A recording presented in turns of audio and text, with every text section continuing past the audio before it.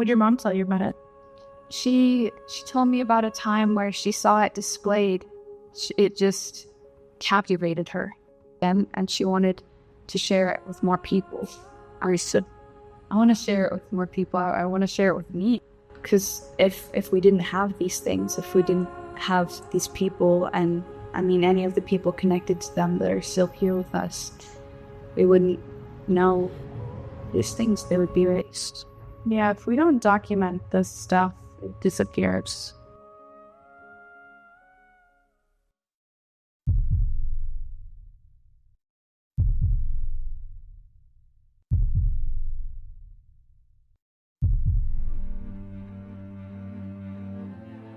For me, the AIDS crisis was a horror. It was an unrelenting, years-long, slow-motion horror.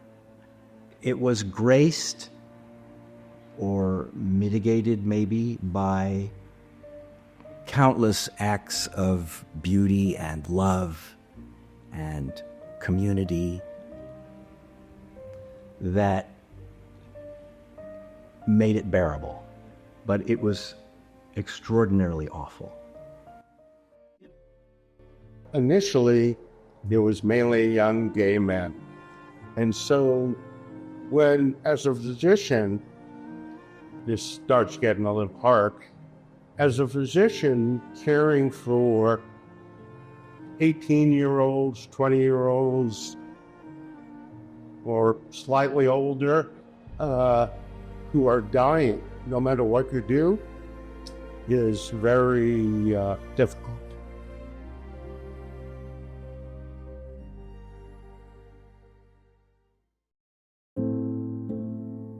We were the epitome of freedom. Prior to that, we had had all kinds of celebratory sexuality. And, I came out in the age of really the post-gay liberation front. When Stonewall happened in 1969, I was 12 and a half. So my entire life, I've really lived in the total sunshine and the freedom of what was possible post-Stonewall. My whole adolescence was post-Stonewall. The idea that we were going to be free and liberate ourselves and liberate society through our sexual openness was just a part of the wave that I caught. And that certainly lasted for a while. But the point I'm making in that is that, sexuality wasn't just a hedonistic expression. At that time, the whole feminist movement was very strong. The concept of the personal as political was something that many of us took to heart. Challenged racism, we challenged the status quo, we challenged the capitalist hierarchy. We challenged lots of things. The Vietnam War, which was winding down at that point, in large part because of the youth movement and the resistance to war movement. And it was a time of tremendous possibility as we saw it. So the AIDS epidemic was a real bucket of ice water. It was a real cold, difficult confrontation to a lot of people who were looking for a sense of freedom and a sense of connection. So all of that sex that we had, hedonistic as it might have looked, was not simply to please ourselves. It was also to make an expression of who we were as a people, who we were as a possibility for society.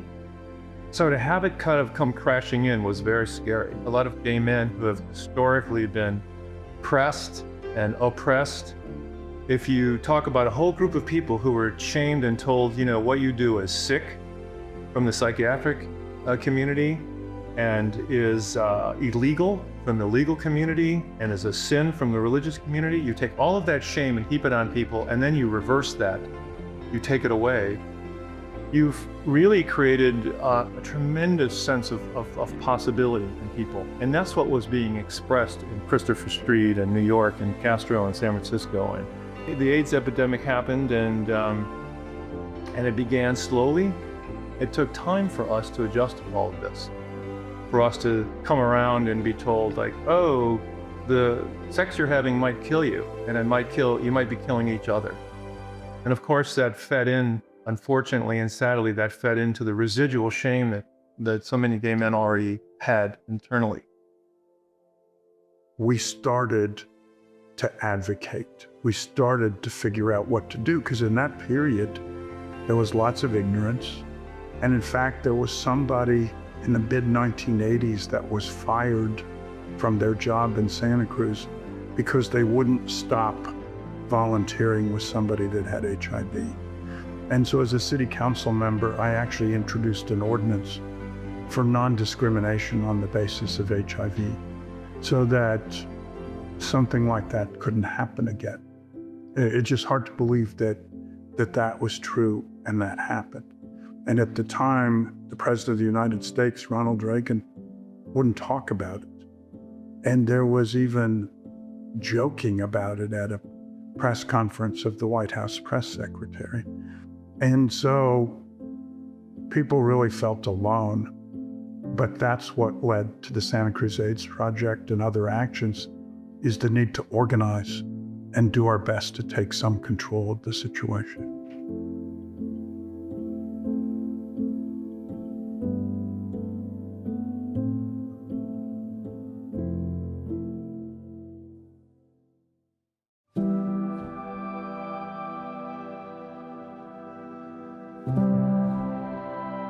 What is HIV? Well, traditionally it's called the human immunodeficiency virus, HIV. And it's basically a virus that is very tricky. It's a tricky virus. It has the ability to be resistant against a lot of drugs. It can change its genetic makeup very easily. So it's a tricky virus. And it is, again, relatively easily transmitted sexually and in really almost any body fluid. Saliva, not so much. But it does seem to coalesce often in sexual fluids.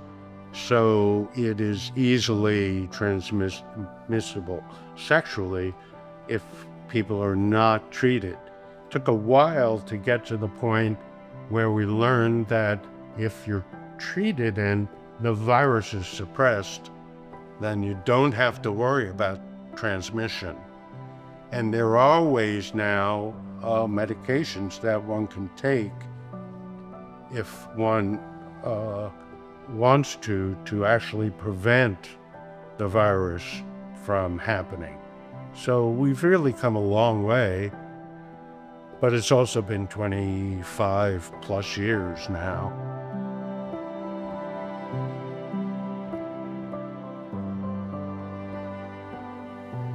There was a lot of community support for me. Even though the medical profession was scared, the nurses we had to train, there was the Santa Cruz AIDS Project, which really helped support our patients. Without the Santa Cruz AIDS Project, it would have been hugely difficult for me to take care of many of those patients, because the Santa Cruz AIDS Project had people that came with those patients, that transported those patients, that helped with food, and on and on and on. I can go about that, but now some very prominent people in those days who were in charge. When you think about John Laird, Senator Laird, who was the executive director of the Santa Cruz AIDS Project in those days. The mayor of the city of Santa Cruz, who was hugely important to have that kind of support. And to be honest, you asked what motivated me. I probably would not have been able to do it without those folks.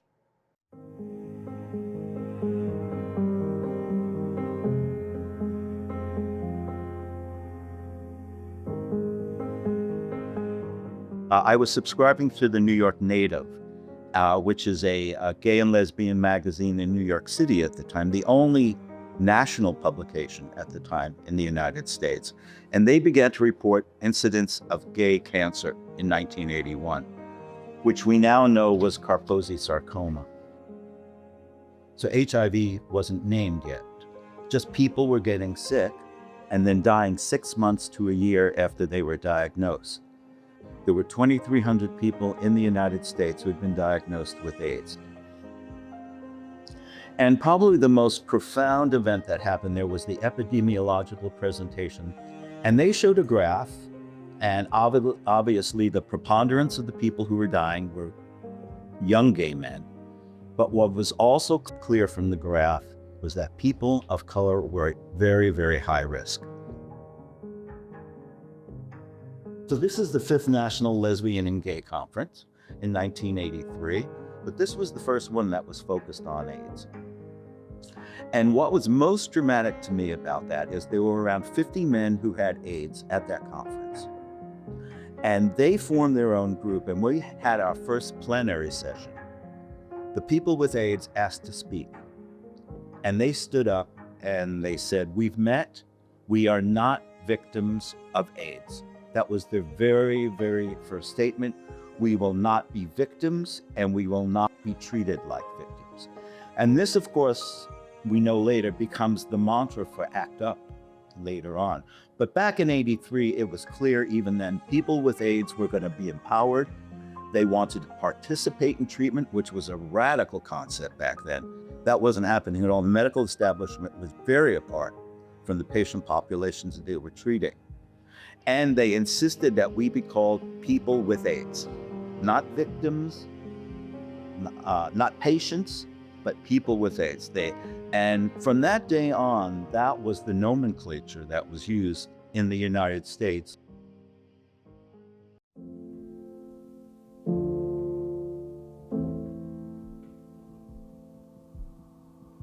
Can you tell me about your time with the Santa Cruz AIDS Project? Well, it was started by 6 of us. And interestingly, given the rap on activists at the beginning that it was white gay men, it was 6 gay men, but it was 3 white gay men and 3 men of color were the 6 that started the AIDS Project. And it was really trying to figure out what we could do.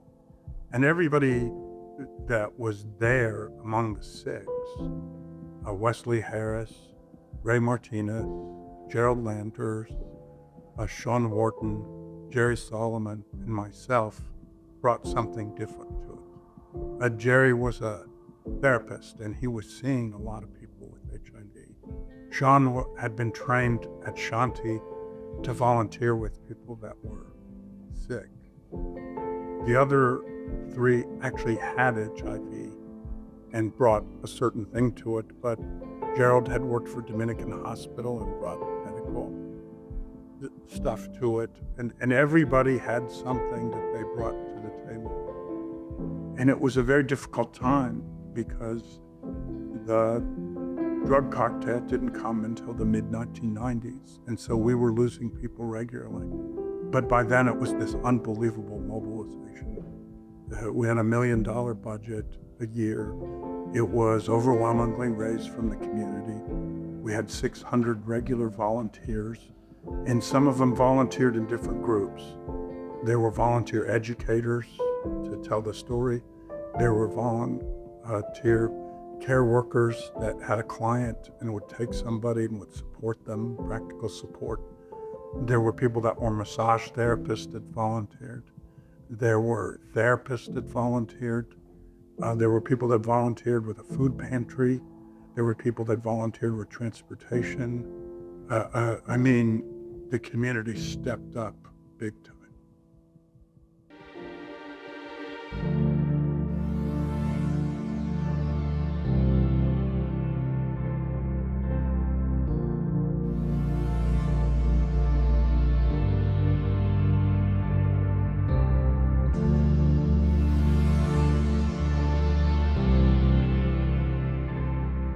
The 2 major thrusts of the Santa Cruz AIDS Project in the beginning were education and prevention, and care for those that were HIV positive, who had AIDS, or who were dying. And we put in this buddy system, which was modeled a bit after hospice and maybe a little bit after Shanti. But a lot of what we did was very homegrown. When people are sick, for example, we often had two levels of care. One would be an emotional support buddy, and that buddy would go through about a 25 to 35 hour training. So before we took volunteers and said, well, why don't you just pair up with this person who's dying of this disease?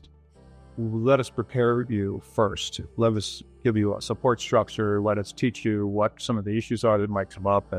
And they were there designated to just be present for people who were, we perceive, going through a process of dying, and often very young people. Sometimes they might have been as old as 50 or 60, but more often they were 25 to 45. Then we had people who said, I don't know if I can really manage the emotional strain. I want to be there. I want to help them out. And I could do their laundry, or I could clean their house, or I could walk their dog, or I could drive them to the pharmacy, or I could pick up their medications. And we called those people practical support volunteers. And of course, the lines blurred. And, you know, those are the roles that we put people in because that's how we sort of structured it. And that was a very difficult thing to do, to mentor and to hold the energetic field of 25 and 35 and 45-year-olds dying very early, dying often alone, sometimes dying with a deep sense of shame, a sense of remorse, isolated often from their families, rejected from their families, sometimes rejected from the medical community at large, sometimes in fear of letting their landlords know what was wrong with them. Some people that we worked with that had AIDS were very, very afraid of anybody finding out about it, and confidentiality was of the utmost importance. And other people were very queer activist oriented and wanted to be out and proud and overcome their shame by being free to say what was true about them.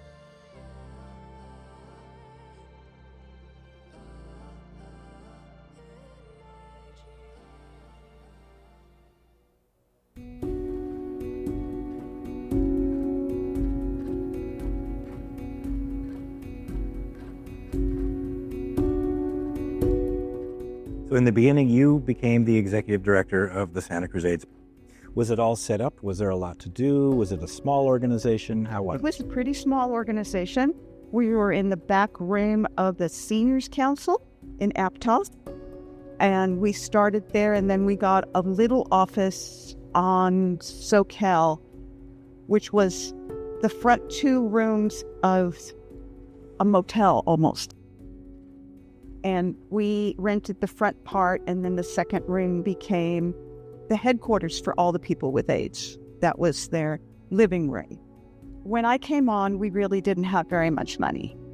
And there was a new grant coming down from the state. Wrote into that grant money to hire a therapist. Why did the staff need a therapist? Because we were dealing with people who were looking death in the face. Right? There were so many people coming in who had no network anymore. Their families had abandoned them. They were completely alone. A lot of them had lost their jobs. So they needed a ton of support. And that meant for us to be accessible, we had to have El Hartzo. And that's a lot to take in all the time. The helplessness of not being really more on staff. And they also sometimes transferred that to the director, like subconsciously. You mean it became the director's fault? Yes. Yes. And you were the director. And I was the director, and that's really why I wanted therapy. For all of us to realize what was going on, you know. And we hired a therapist who had been an AIDS nurse. And that was really quite important and good. The first person we hired after the coordinator working with people with AIDS was already hired, we needed an education director with this grant. And the woman we brought in, Ruth Moda, had this idea that we really needed to have people with AIDS tell their own story. And that had never been done before, but to my knowledge, Tell it to whom? to the community.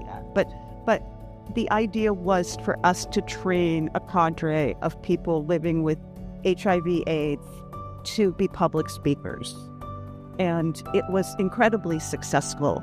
And the place where people would get together was in the living room next door. What sort of services did Santa Cruz AIDS Project provide at the time? Every person with AIDS had a group of people around them, depending upon how much community support they already had or family support they already had. But we would fill in.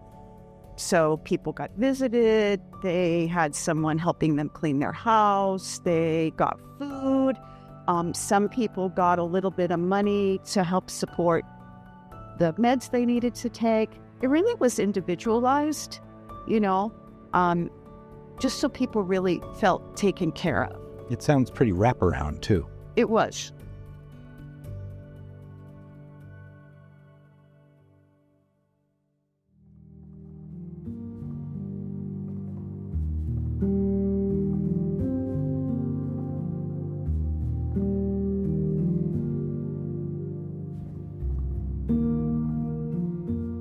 Tell me about Gerald. So, Gerald had the most amazing laugh. He had a deep, deep, sweet laugh. And since I was the president of the board and he was the first executive director, he was my direct report. He was never daunted by a task. And the very first task I gave him was to go to the Black church in the community at the time and let them know about what was happening and that people of color were at severe risk right now. And we were eager to work with them to educate them so they could educate their communities to stay safe. We'd sent Gerald there as a Black man, figuring that would be received a little bit easier. And the minister at the time said, "You're homosexual, aren't you?" And Gerald said, "Quite proudly so, And he said, "We don't listen to homosexuals. There are no homosexuals in our congregation, and this is Satan's deed, and you deserve it." So we had a very unsuccessful initial foray with the Black community. That became, sadly, it got better 5 or 6 years later after one of the churches lost nearly half of its congregation to HIV and everyone getting sick. Pastors came to us and started asking, how can we be helpful to our congregants?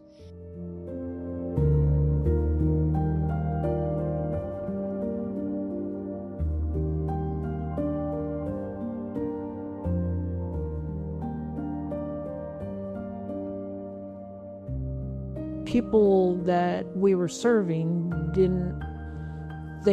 some of them knew Joe. I mean, Joe and I lived such separate lives that there are people who have approached Joe or me and said, "Oh, I didn't know you guys were together." And, just because that's always been our deal, we just go our own direction. A lot of the people that we served knew who Joe was and didn't have an issue with it. It was never an issue in the Latino community. It's just because people knew that we were there to serve, and we started doing AIDS testing there, and we had a very unique approach, and I will credit Melissa Bernstein with coming up with this because she was an outreach worker for SCAP at the time, and we would get lots of donations of bread. And so Melissa would go walk around in the neighborhood with this big bag of bread and have condoms in the bottom. And so then she would go around and talk to people and then offer them bread. So it looked like she was just having a conversation with them about, how's it going, and can I give you some condoms? She would ask people if they wanted to come get tested. So we would be doing testing at Familia Center. Primarily it was for women, and then folks always knew that we had condoms there, so any variety of people would just come by and grab condoms because we just had them out there. And there'd be days when we were doing food distributions, and the women that were lining up would sit It was so funny to me. They would start passing condoms down the lines so that everybody in line weren't getting condoms. Because it was in Beach Flats, we knew that the population that we weren't reaching was married women. There was a statistic about Latinas being, from the time of diagnosis till the time that they died, the time frame was 45 days. We were going specifically for that population because as women, as caregivers, we were always taking care of the kids, the partner, the husband, the whatever. And so if health concerns were coming up, those would get pushed to the side. So you have a husband who's out, maybe has been working somewhere out of the area and comes back and he's HIV infected and you don't know that. She didn't know that. So we were trying to get that message out. We could take the part where for the women who were at risk, and then we would work with SCAP to work with the men who were at risk. That's because we knew women weren't getting tested, we knew that they weren't getting messages, and we knew that they were at risk.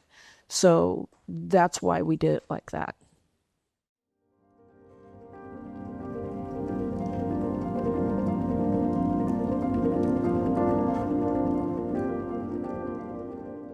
Project was a national model for AIDS projects of its size for the entire country. Tell me a little about that. Well, we were willing to take risks and meet people where they were. So we had a really supportive board, which included the public health director for the county, and we just realized that there was no examples of how to do this stuff. Like Richard Smith doing outreach among the IV drug users. It's like nobody was doing that. There wasn't public health doing it. There was, and he had to go into the community and find people, and then talk to them. How do we do that? And he did it so well, we were able to take that model of building community among gay men, IV drug users, by then straight people, and teach other communities how do you do that outreach.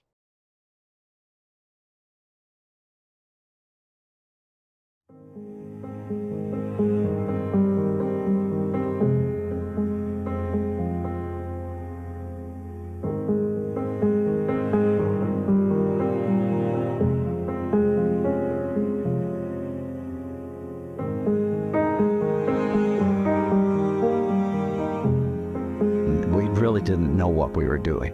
We were talking about going on the streets. We had to go out and talk to people.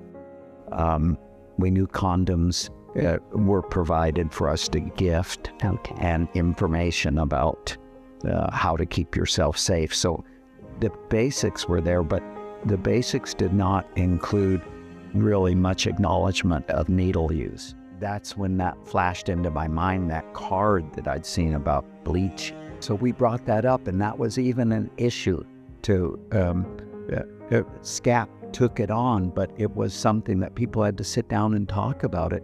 If we give out bleach, aren't we encouraging drug use? The attitude was very much in the community, in the country at that time was the best prevention is total abstinence, and just don't expose yourself to any risk. The background as a rampant drug user, and I never considered it as drug abuse. It was something I liked doing. It's different, and people have their reasons. So we got permission, though, to do that with the bleach, and that became an ongoing issue of what's going to be permitted and what can you do, but we're not going to look and see it, and what you mustn't do. Because the emphasis was still like, you really should be getting into a drug treatment program. The reality was there was no room for these people in the drug treatment program. You could decide, this is too risky, I want to quit. And it's like, so what are you going to do? In the meantime, they're getting sick. And, so it was not the culture, the society, we just weren't ready to handle with those levels. But there was myself and one of the other outreach volunteers, Jennifer Cook, who has never been recognized for her incredible importance in this, who is also a nurse. So she was looking after people in a most intimate way that were ill. We just realized from listening to our clients on the streets that there was a step that we needed to take. And it was the two of us doing it. When we would do outreach together as a pair, we'd always carry some syringes with us and let people know that we would do a one-on-one exchange. Yes. How did you get those needles? I stole them. I was working as a nurse, and I had access to syringe needles, which were the right kind to use with their itty-bitty points. And I would fill my pockets with them when I left my shift every time, and those were what we used. We would have happily bought them. They were just unobtainable legally. What motivated you to steal needles, risk your job, and do something that SCAP hadn't actually told you could do?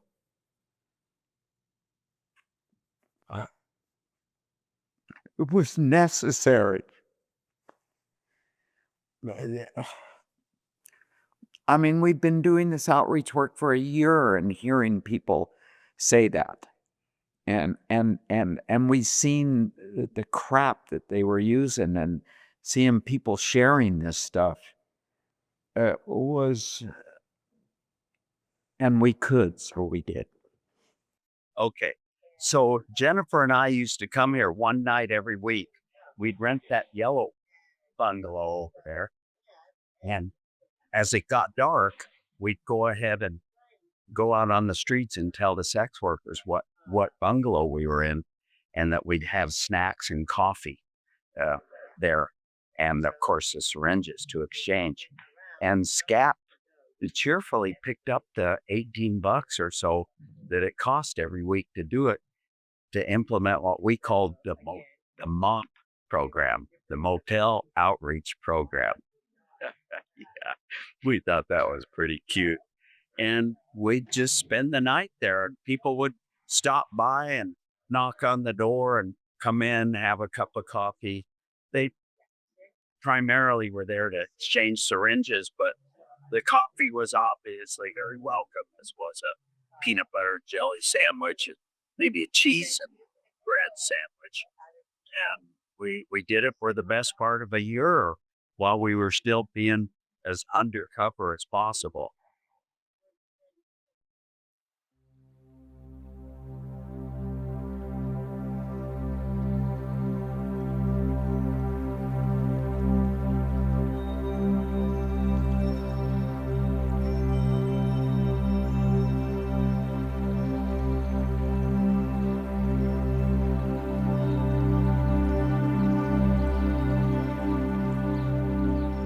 So in the beginning, when the HIV was finally isolated and they had the test, the first political thing was we had to keep this test anonymous because of dangers, of what could happen, because it's not only sexually transmitted, it happens to gay people and it kills you.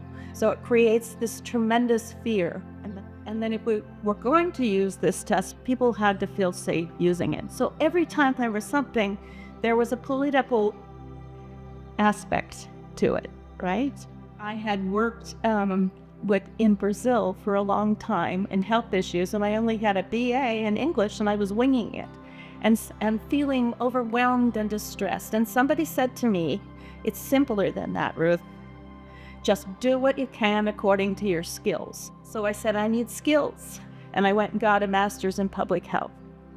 And I decided to leave the health department and come to Santa Cruz because I wanted to work in a community. I wanted to be more political, and I wanted to work with this team and this community, because in my interview, Joe Kenny said, we have 1,000 people willing to volunteer for the Santa Cruz AIDS Project. And I said, I don't want to work in this town with these people. You want to tell me about the Santa Cruz AIDS Project? Yes, I'm going to tell you about the people there to start with. We were swimming. We were in a big storm, and I think those people that were volunteering had gotten the message earlier. Do what you can according to your skills. They got that.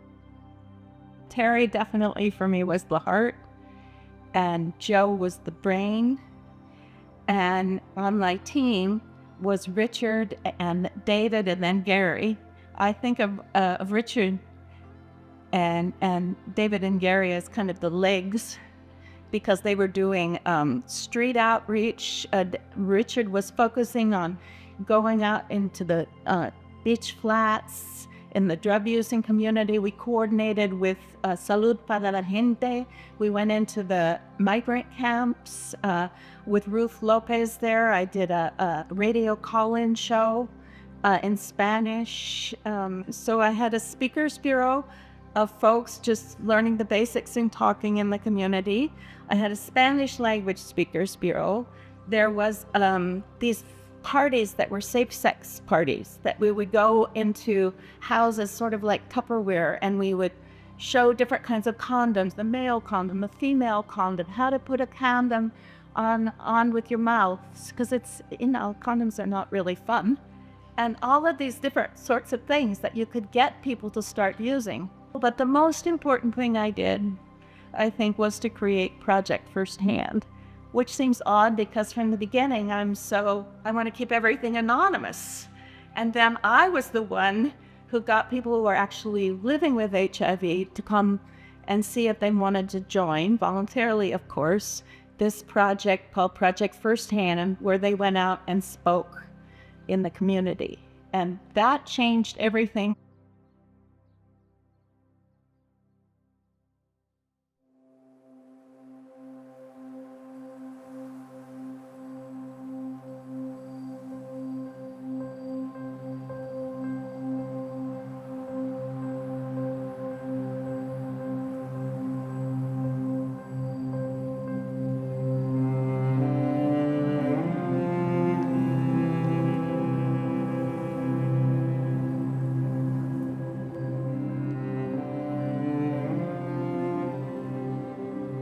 They didn't have a test before that. And so when they came out with the Western blot, I tested.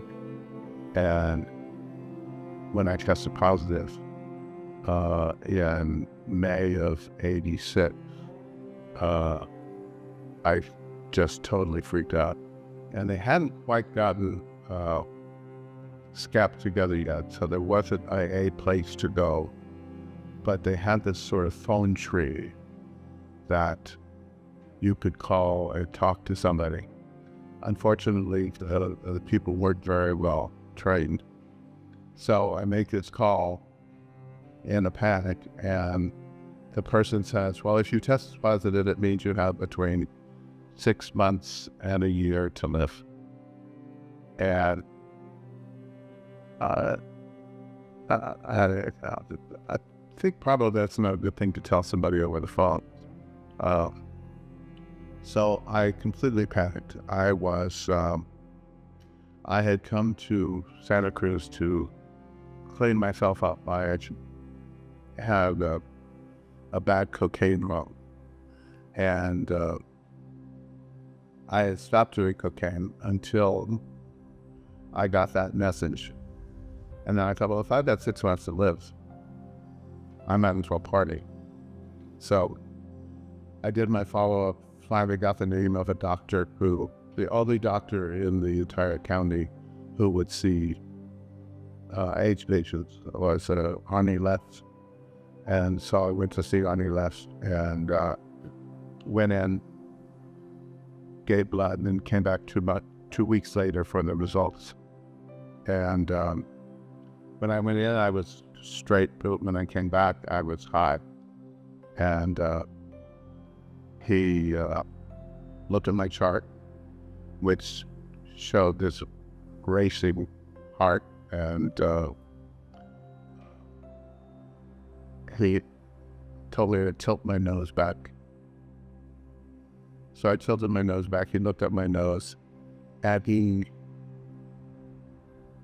his eyes were watering when he looked at mine. He said, well, first of all, the results of your test are also positive. So that's 2 positive tests. So you definitely tested positive for AIDS. And from the looks of what you're doing to yourself, if you want to kill yourself, you're doing all the right stuff. And it just, not just what he said, but the compassionate designs just tore me apart. Just tore me apart. And I never did a line after that. So that was really the beginning of me getting involved in Santa Cruz project, because I was new to Santa Cruz and was only working. I did construction, and so I had a lot of free time, and they needed volunteers. So, so the first time I went into when they finally got an office, they had one person on staff, Gerald Webers, and I walked in. I introduced myself, and he looked at me, and he said, "Did you test?" And I said, "Yeah," and I broke into tears and spent the next half hour cuddled up with Gerald. Wasn't very professional, but it was very healing.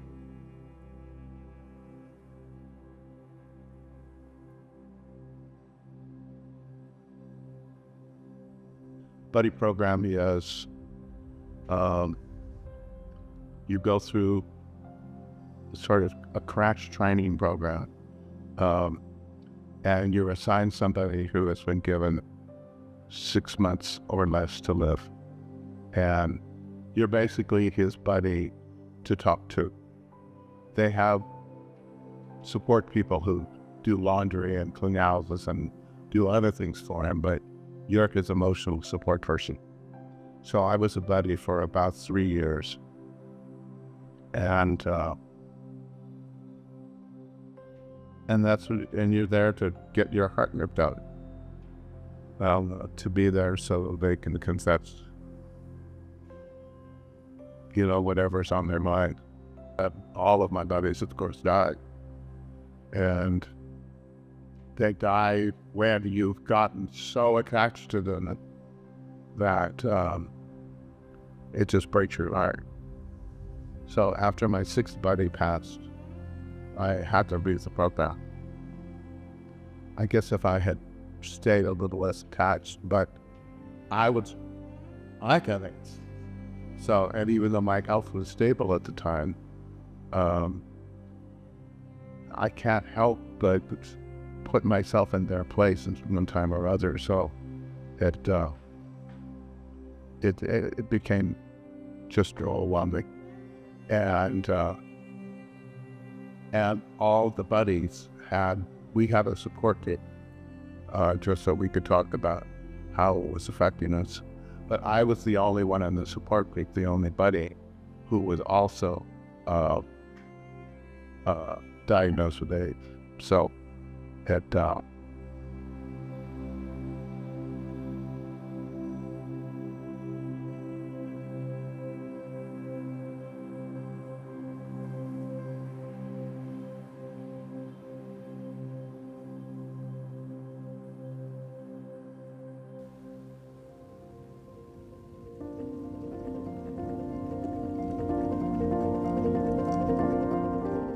In 1985, I met a man at work, and he had just come there, and we just really connected, and it was really a spark.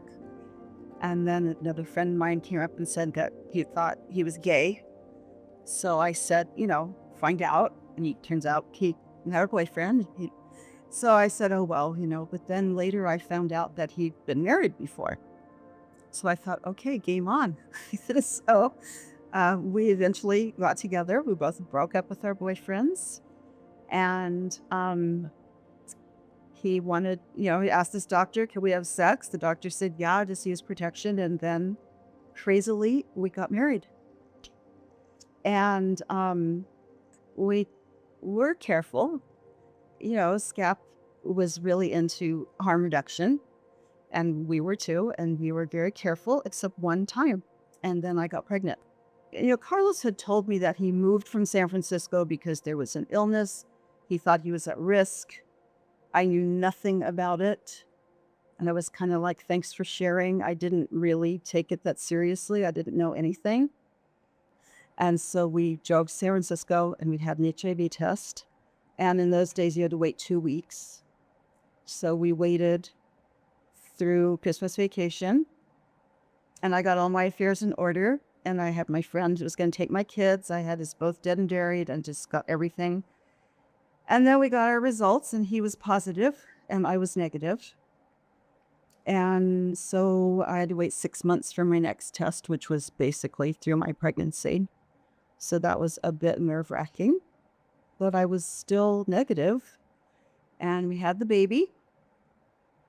And then we just kind of were in denial. I think we had this baby, we were married, we just went on with our lives. And then when Martine, my younger son, was about 2, Carlos started getting sick. And it was interesting because before he got sick, every time he got a cold or anything, I would think, oh, okay, he's getting sick. But in this case, he was getting every symptom you could possibly get of someone with HIV. And I was just like, not even, just in total denial. It's fine. And then, it wasn't fine. So he was sick for a couple of years, off and on. And a main experience for me during that time was that I felt that it was like the first time that I'd ever been a part of a secret society, like a marginalized society where we were lying to everyone and that we were not telling anyone things and that people were shunning us. And, I'm this white middle-class lady and I'd never experienced anything like that, where all of a sudden I was a pariah and I had to lie to people and I had to lie to my son's daycare. And it was a profound and life-changing experience. So eventually I called SCAP. It took me a long time to do that. It was like a big step, actually. Why? Because I was still hanging on to a lot of denial about what was going on. And I guess calling SCAP was this admission that this was happening. So I called SCAP and Terry Kavanaugh answered the phone. And then I just burst into tears and I cried for like 10 minutes. And Terry just waited on the phone. I mean, didn't even say anything. I just knew he was there waiting for me. And so then we got services from SCAP. They were a little bit lost about what to do with us because we were a heterosexual family with 2 children and we were kind of a first for them. But, they helped us. They were very supportive. It was really hard. And then one day I remember just coming home and saying, look, you're safe in bed here, but I'm out there in the world lying to everybody, and I'm just going to tell everybody what's happening. So I did. How did he respond to that? Well, he wasn't happy about it, but it's like I didn't care anymore. I was trying to respect his privacy, but I needed help. And I also learned how important an organization is that can give you services and, connect you with things. I mean, I supported SCAP after that. I volunteered for SCAP. I was in Ruth's firsthand program. And she had asked me to do one talk that I really did not want to do, but she convinced me of the importance of it. And it was me and Carlos's boss, it was after he died, we gave a talk to office workers at UCSC, because that was still when people literally thought that if you picked up a pencil that someone had used, you would get AIDS. And so we gave this talk, and as we were giving it, I saw these people in the audience looking at me, and they were just shocked because they had no idea that Carlos had AIDS, that had died of AIDS. And it just felt like coming out. I mean, it was the weirdest thing, but it was important. And just Ruth knew what it was important. She knew what was important, and she encouraged all of us to do what was important.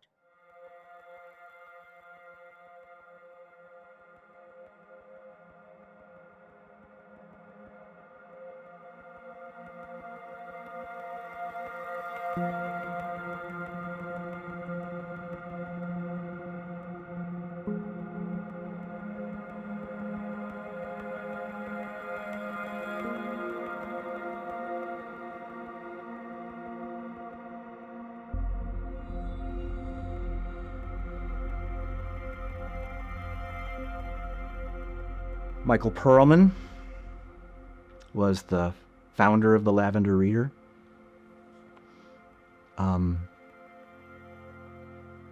We didn't know he had AIDS. He told us pretty far into the process of our being. I'm talking about me and Joe Kenny, we were the co-editors, he was the publisher. Same thing, lost a lot of weight, but he was driven. He was completely dedicated to the Lavender Reader, to getting it out. And I remember the last issue we put out together was spring of '89, and his feet were all swollen. He was in bedroom slippers. And for some reason, he had a hard time talking, and for some reason, he could hear me best when he put his head between his knees. So, working around these things wrought by AIDS, we slowly put together the Lavender Reader and that issue of the Lavender Reader, and then I had to go home and he kept working, and a couple days later he took 36, I think, of the 40 pages to the printers and called me and asked me would I make sure that the other 4 pages got to the printer, and I said of course. And only then would he agree to go in the hospital. Then he went in the hospital. And I went to see him, and we had first he said, let's make this quick. I'm approaching his death. He said, let's make this quick. I'm like, okay. He said, you're going to need a new publisher. I said, yeah, I know. He said, or you can be publisher if you want. I thought, well, there's a mandate. I thought, yeah, I said, I think I'd like to be a publisher. And then we hugged, and I turned away, and he died a few days later.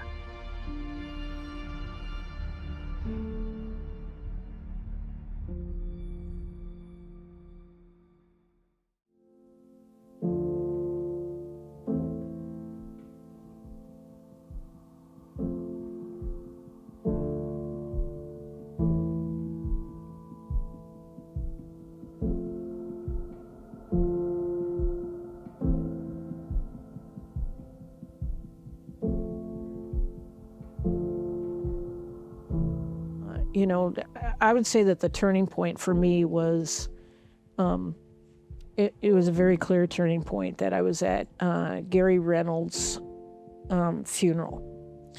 And I just remember looking at the picture that they had in front of him. Now, I think he was, 28, 29 when he died.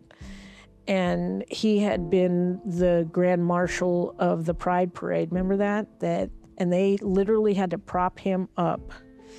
They put a top hat on him, and he was living for that day. And, he just, every stereotype of an AIDS, or, somebody living with AIDS, that's what he looked like. His face was all caved in. And so they had him in a top hat, and then he went home and died. after the parade. And so I remember being at his funeral and thinking, you know, who's going to take his place? Who's going to step up for him? You know, who's going to speak for him again? And then I looked around the room and I was like, ooh, it has to be me. You know, because I didn't have I wasn't living the same way as the gay guys were. And I'm not saying that as a judgment. I'm saying that they had their lovers, their partners, their, you know, everybody was getting sick, and then they had to deal with their own health issues, and I didn't have to deal with my health issues in the same way. So I just remember seeing these guys doing, you know, just being part of the ceremony and thinking, I have to step up. So I did, you know, and from that point on, it was like every opportunity that I got, I would just step up and say, I'll do this or I'll do that, or, you know, so that was like the turning point, was just seeing them go.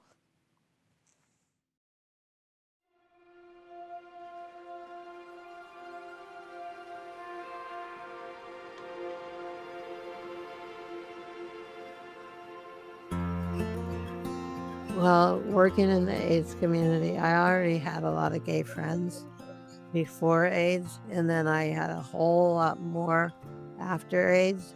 And so I had a cousin who was gay. I just grew up with gay people in my life. It was never an issue or a thought or a decision. It's just people are people. Some I like and some I don't. But being gay wasn't a factor. And so I had a lot of gay friends and a lot of people with AIDS who had tested positive or actually had AIDS.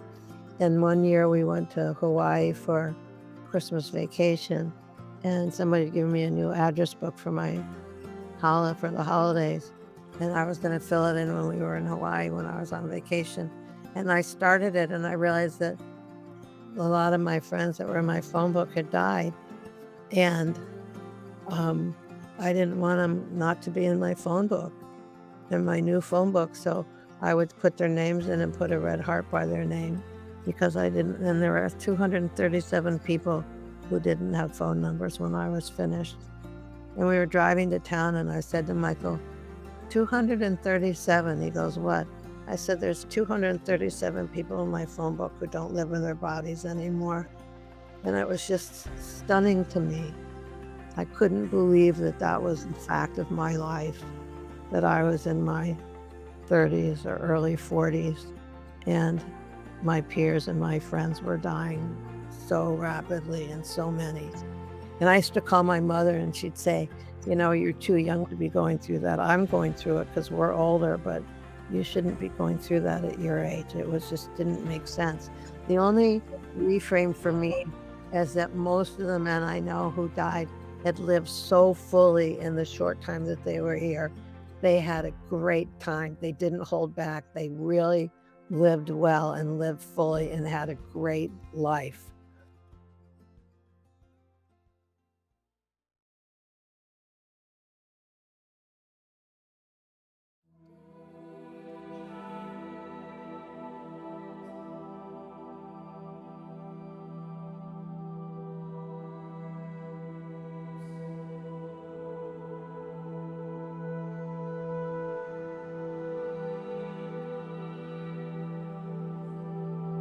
The sense of helping guys whose partners were dying was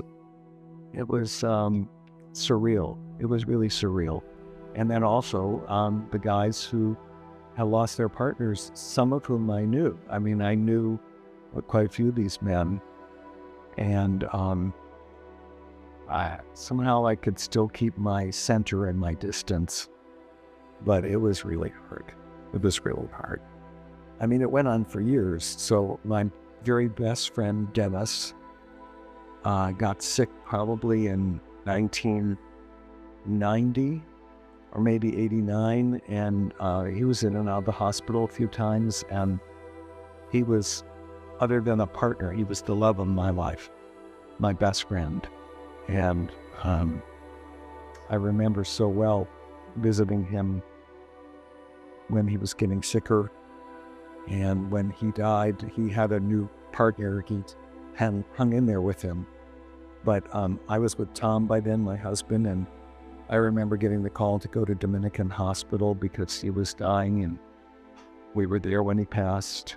And as much as I tried to divorce myself from the emotion because of my social work training, it was not possible. And I was pretty devastated. He didn't die till 94, right before the cocktail kind of came out. And I remember him so well for so many things. He was in theater, he was a singer, he was a comedian, he was just all these great things. And to lose him, and he was like 32 or 34 when he died. And what potential to lose, you know? It was the hardest. And I did lose other boyfriends and other close friends, but Dennis was the hardest.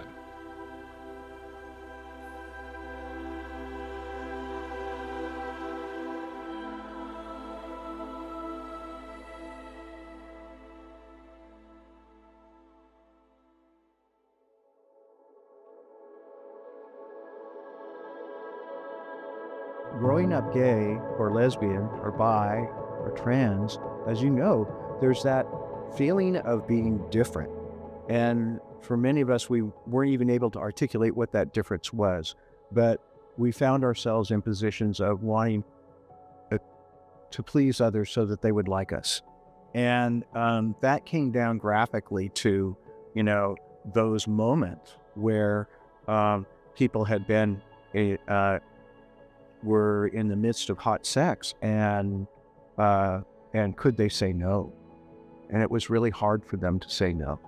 And so we were teaching people how to say no, as well as how to say come on. Different things with self-esteem, different kinds of interventions with that and so forth, as ways of trying to help people feel empowered enough to really say no. Now, the other part that came on as part of the AIDS Project and as part of our experience was the experience of multiple loss. And, we were all losing people left and right. Here we were providing services. At the same time, we were not just losing clients, we were losing friends and partners and all of that. And it took its toll. It really took its toll. It was devastating. I remember going up, it's just the height of infectivity and people being sick. I remember going up to the Castro just to shop and, have a bite, see what was going on. It was empty. There were no people on the streets. There were a lot of shops that were closed, kind of like they were around COVID. And there was this one man who was walking down the street, and he was kind of hunched over, and he had a cane, and he was moving really slowly. I can still see him, going past the seafood restaurant, and he was just barely moving along. And then I realized he was a young man who was wasting. In the face of what sounds like annihilation, why did you go towards this work? I don't think I had a choice. These were my friends. These were my people. This was all I had. This was part of my work. I got into a profession to help alleviate pain and help people grow and thrive. And here, these people were going in the other direction. They were losing their health, their lives. The multiple loss stuff was so intense. We found that people were seeking solace in alcohol and drugs. People were disappearing, just kind of like becoming hermits. People were numb. For me, I have a book with names of people who died. At one point, there was like almost 300 people's names in there. It was devastating. I can't tell you how sad it is that in this day and age, we don't know those people and all they had to offer. It is really difficult to try and communicate just how devastating it really was. There were times when you had to make a decision about whose funeral you were going to go to on a weekend because there were too many funerals. The tremendous talent, the tremendous resources that were in those people that died, we could never get back. And it was a loss to our culture, a major loss to our culture.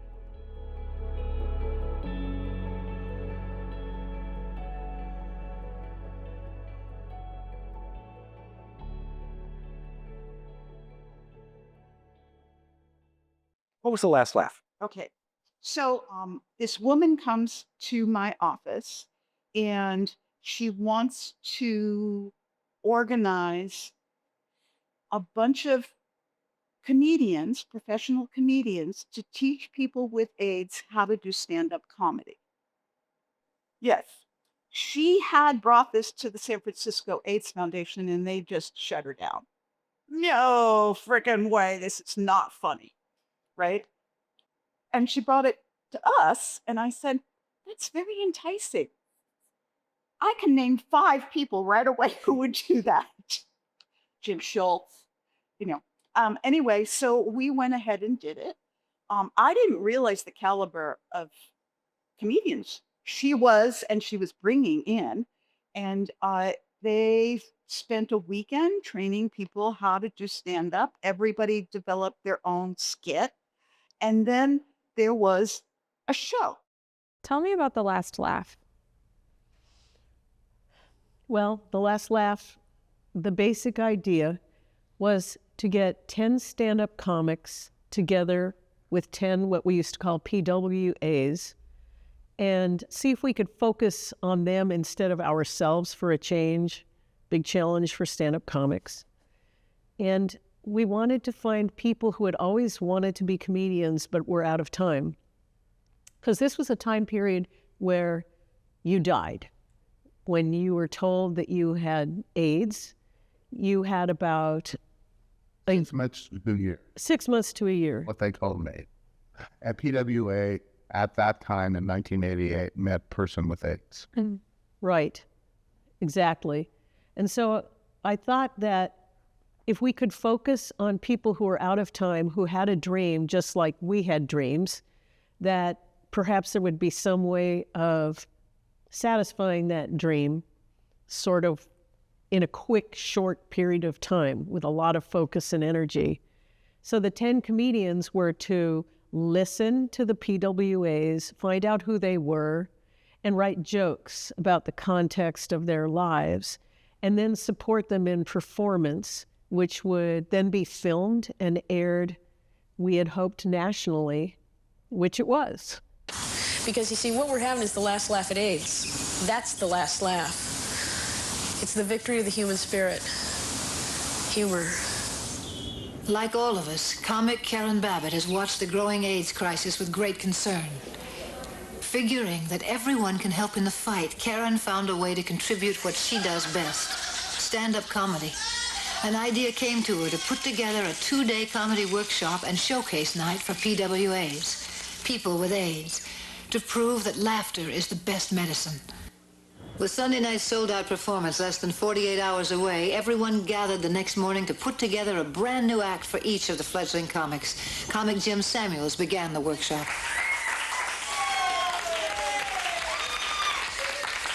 My mother taught me that humor is one of the most basic survival techniques. It goes like food, shelter, clothing, jokes.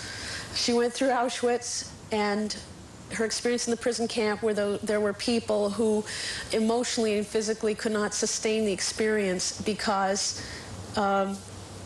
they hadn't had their humor, and those were people who gave up. And she has always embraced her sense of humor, and that's how she maintained herself there. As a play in one act, with a beginning, middle, and end. I sometimes forget where I am when I'm driving. I called my mom and I spilled my guts to her, told her that I was suffering from dementia. She said, "Who's this?"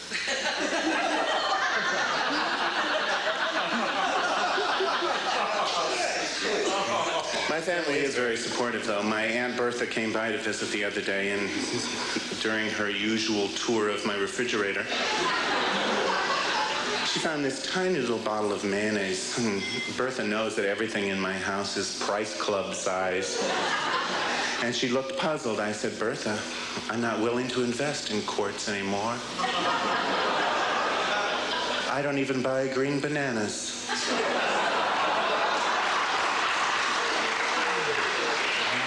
Well, I'm hoping that this whole project can communicate, you know, when people can see it, can communicate to people who have just been diagnosed or are having trouble with dealing with AIDS.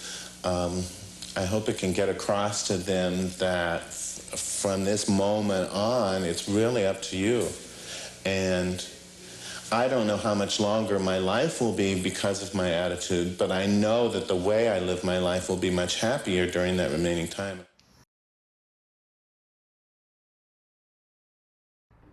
It's open. Should we?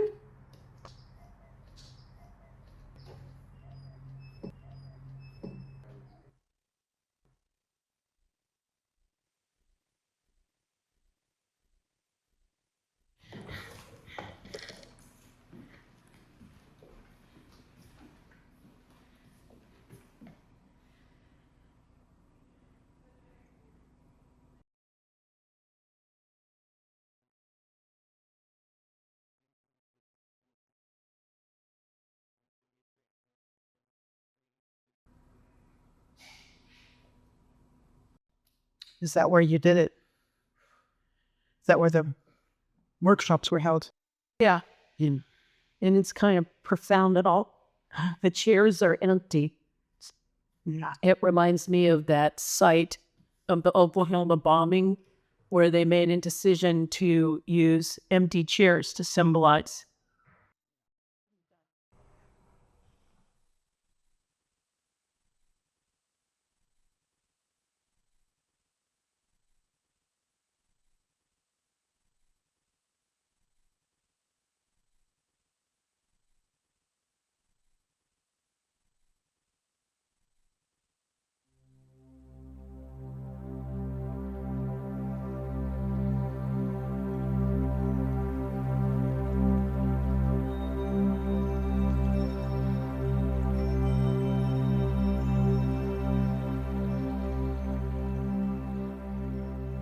I have about 250 maybe HIV positive clients on our rolls.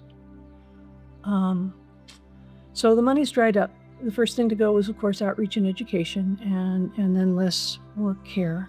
And it's affected what we can do for people, you know. Whereas before, we would you know, we'd show up in somebody's life and we do so much. I've had people say, "Getting HIV saved my life," because they were living such a marginalized life, and they, you know, it got them to take care of themselves. They were seeing the doctor regularly. Other things were caught on time because they see a doctor regularly, whereas before they maybe never went. And just the help getting housing and all the other stuff we were doing, housing and food, and I mean, we definitely whole person care. But we had less and less resources to do that with as funding dried up. And the loss of SCAP was kind of the last nail in the coffin for that. There's very little that is HIV specific in the way of resources now.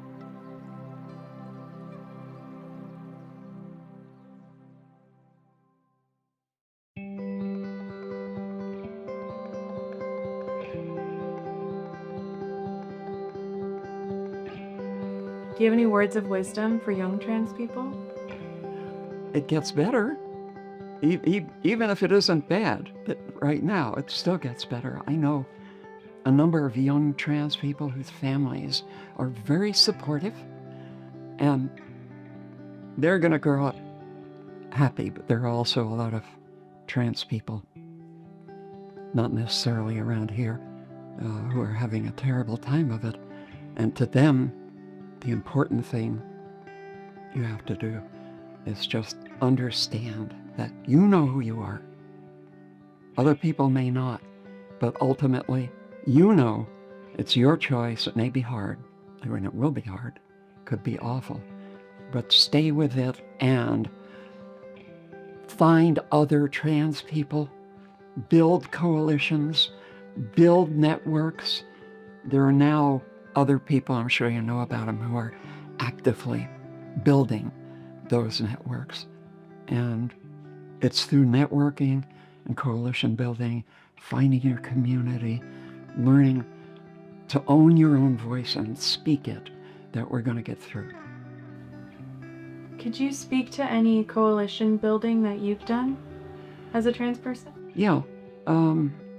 I do coalition building by traveling around and talking to what I assume is going to be an audience with 3 or 4 trans people in it. And turns out to be like 90% trans people. So I'm preaching to the choir in a way, although a lot of trans people in various places haven't yet thought about how important networking and coalition building is.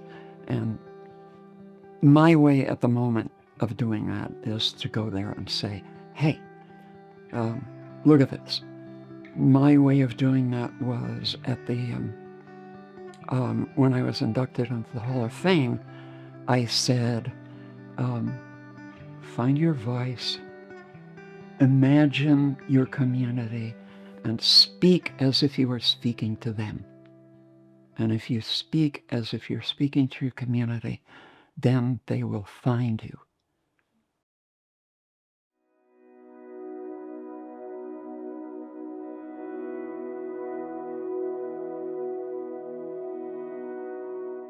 In 1989, I learned that I had HIV, and it changed everything.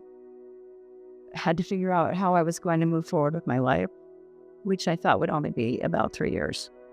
And, you know, how did I want to tell people in my life? How did I want to relate to them and say goodbye to them? And, so, you know, where did I fit in the world in 3 years? And yeah, I dropped out of my career, and I actually stayed home and read and read and read and read and read about health, because I really wanted to live.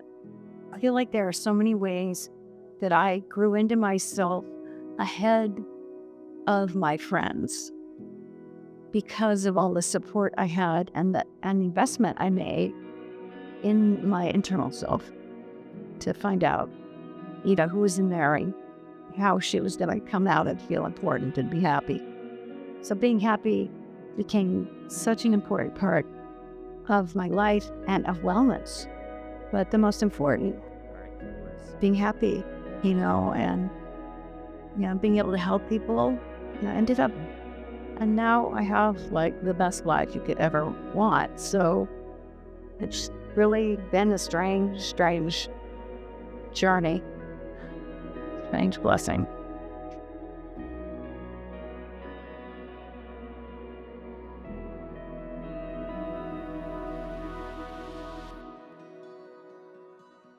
Well, medications were coming along and things were changing, and I actually came close to dying, and that these medications came out, and my Kaposi's sarcoma went away, and with some treatments, and I had pneumocystis, and that got better. I thought I was going to die, but I didn't.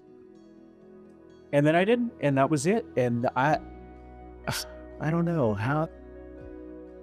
It wasn't just one moment, certainly, but kind of a gradual easing of tension, I guess. It seems like I'm going to make it. And I did.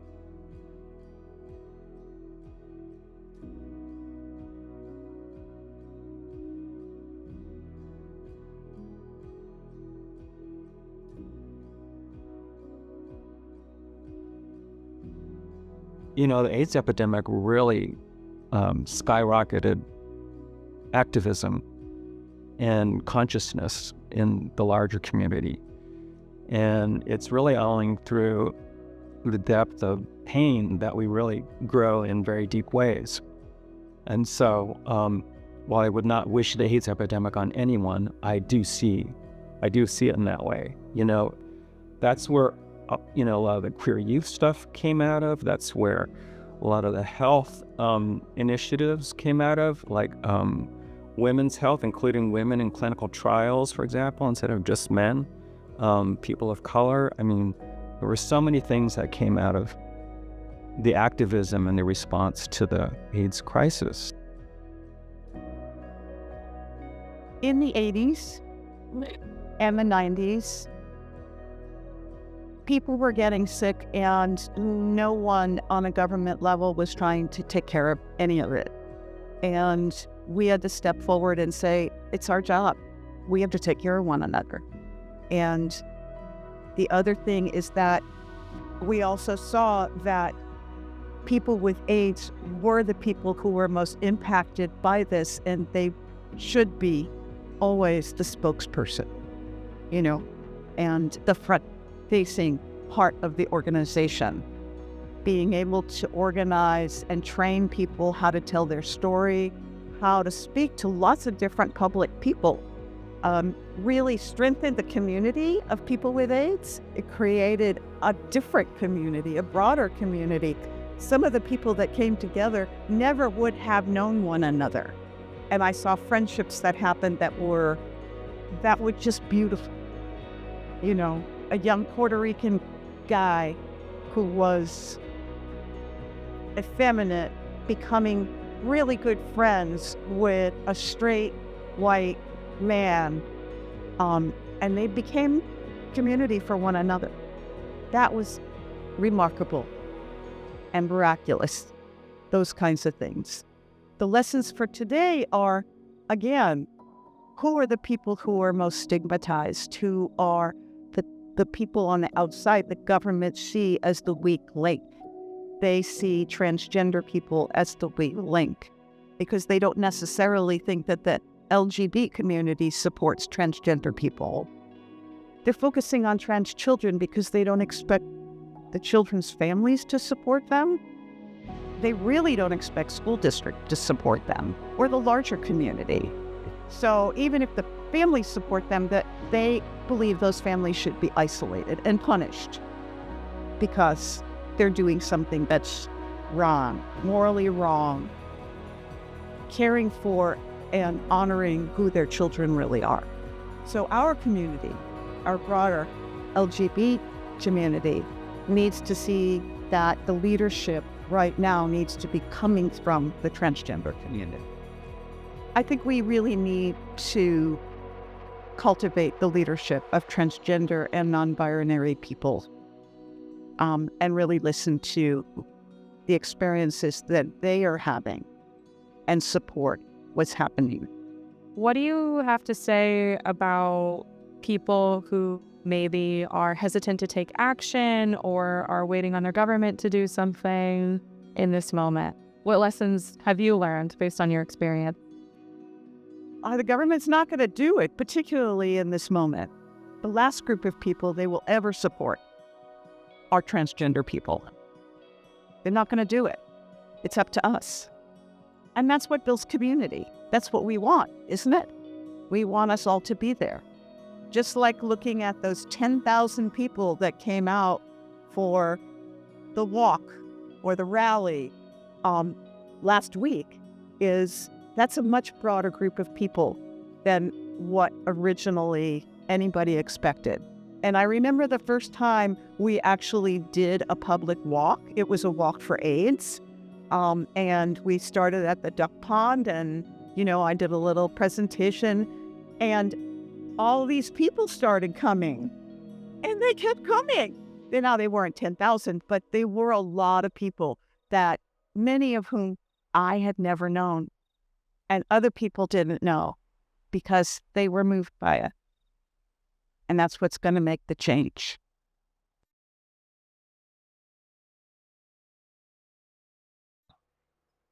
Isn't it amazing that there are so many people, migrant people, who are queer and trans and stepping forward as leaders? And one of the things that Santa Cruz County has done, both North and South County, is that we've recognized that and we've been able to build coalition. This is community. And that's what's going to get us through this.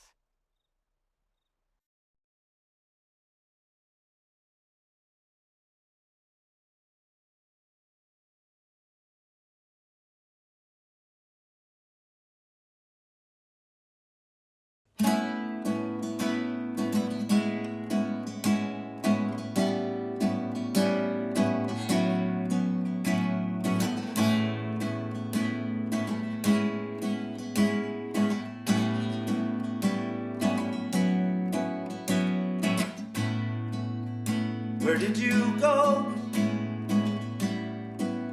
Why did you leave without goodbye? Did you know that you would leave without goodbye?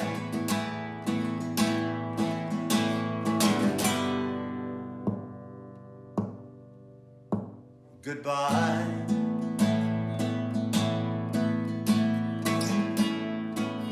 Not long ago, we were sitting there side by side. How could I know that was the time to say goodbye?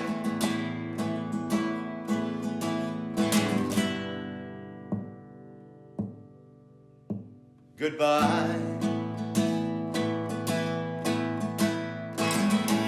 Even though you've been gone not long, I'm so lonely. You left just a piece of a song that says only one word I couldn't say while you were there by my side. One word I won't say, 'cause it's too soon to cry.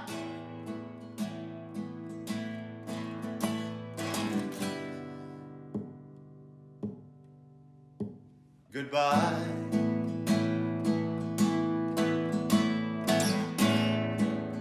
How could you go? How could you leave without goodbye? Did you know that you